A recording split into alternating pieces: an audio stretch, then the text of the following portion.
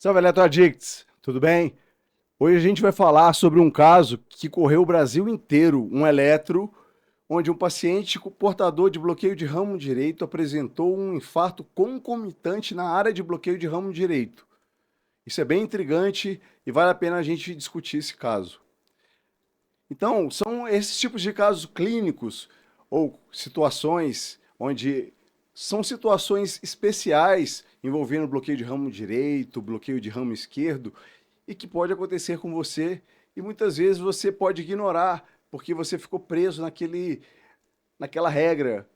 Bloqueio de ramo direito, a gente não olha o segmento ST de V1 a V4 e bloqueio de ramo esquerdo, a gente não olha o segmento ST. Só em caso de esgarbosa, está errado esse pensamento. A gente tem que sempre olhar o eletro e principalmente a clínica do paciente, pessoal. E o mais importante, o tempo desde a hora que a dor apareceu. A gente vai ver que nesse contexto, especialmente desse caso, isso ficou muito evidente e a gente vai poder apresentar e olhar toda essa mudança. Então, o caso clínico ele começa com um paciente de 68 anos. Ele foi admitido com uma dor torácica do tipo B. Essa dor torácica do tipo B ela é considerada provavelmente anginosa, tá? E tem o eletro que eu vou mostrar na frente, que era um bloqueio de ramo direito, né? Uma história familiar positiva para DAC e essa história era precoce na família. Então, um paciente de muito alto risco, né, galera?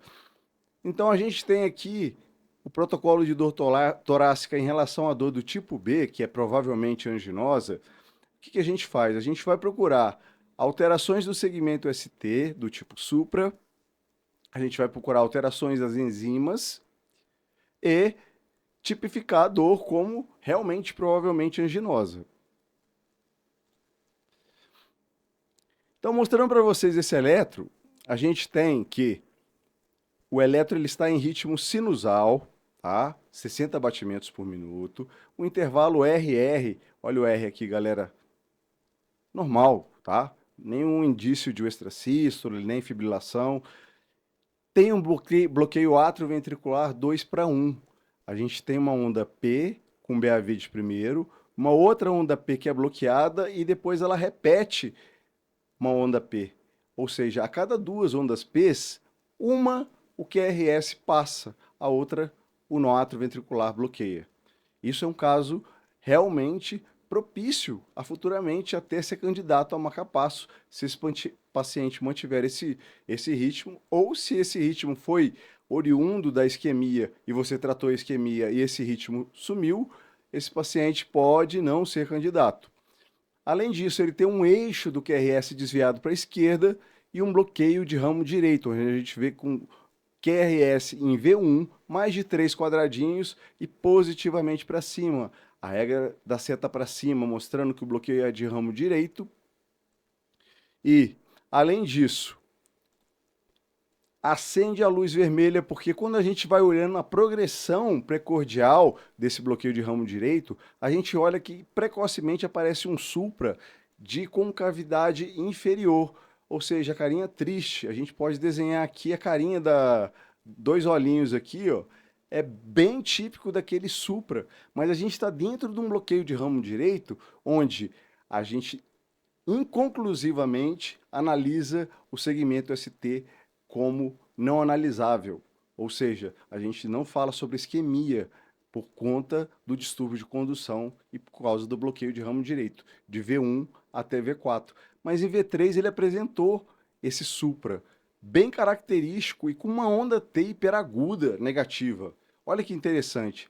Em V4 ele mantém esse padrão de supra, já parece também que é uma onda Q, meio que crescendo, e essa onda T negativa hiperaguda também aparece. Já em V5, que teoricamente não sofre influência do bloqueio de ramo direito, a gente mantém o supra-desnivelamento do segmento ST e a onda T negativa. E aí, a gente ignora de V1 a V4 por conta do bloqueio de ramo direito e analisa só V5 e conforme a classificação universal do infarto não considera isso um infarto porque é só uma derivação, não é uma parede, ou a gente olha melhor esse V2, esse V3, principalmente V3 e V4 e essa onda T negativa. Esse paciente chegou na admissão, nem enzima ele foi triado ainda. Ele foi admitido com a dor precordial do tipo B, foi rodado o eletro e foi visto essa alteração.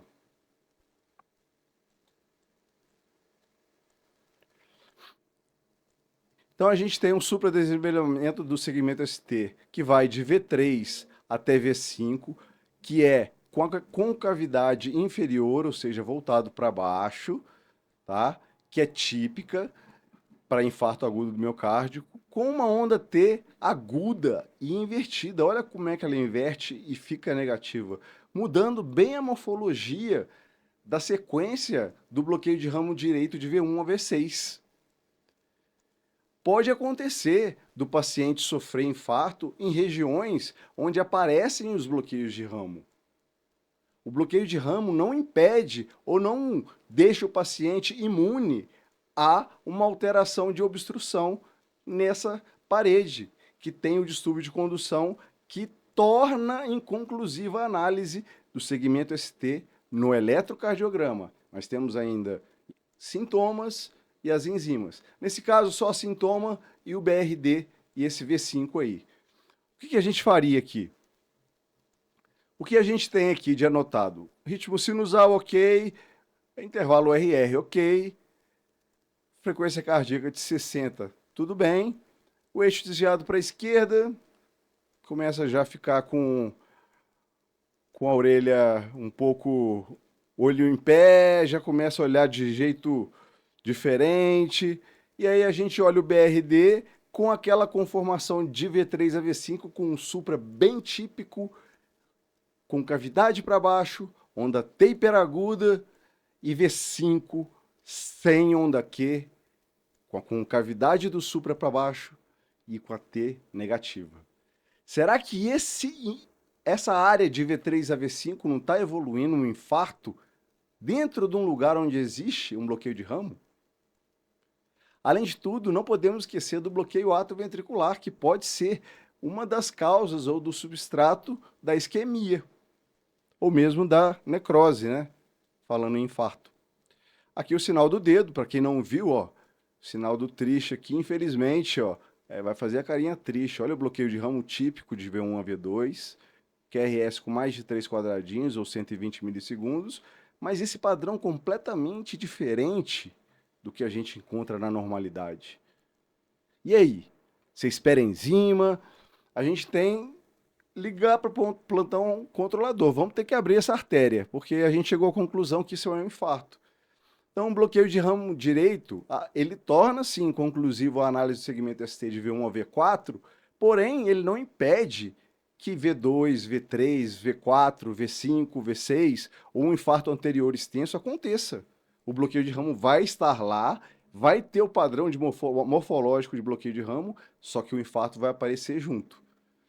Só que aí, dentro do contexto universal, se a gente não analisa o segmento ST de V1 a V4, se a gente só tem V5 com um supra, a gente só tem uma derivação. Uma derivação não é critério para a gente comprovar que tem um infarto agudo do miocárdio. A gente fica entre a cruz e a espada? Não. A gente segue a clínica e segue o padrão morfológico do bloqueio de ramo normal, que não é esse que a gente contemplou aqui. Então, o mais importante é que o paciente tem um eletro alterado, com supra desnivelamento inequívoco, que começa em V3 e vai até V5. Tem uma onda Q, que é maior em V3 e vai diminuindo em V4.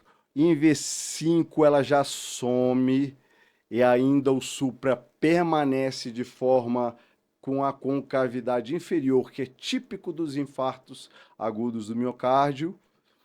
E para finalizar, a gente vai ter que abrir a artéria do paciente, artéria ocluída e artéria aberta. Só que aí a gente recebe a notícia que esse paciente, o tempo hábil para ele abrir, desde o momento que ele sentiu a dor até a hemodinâmica é maior do que 90 minutos.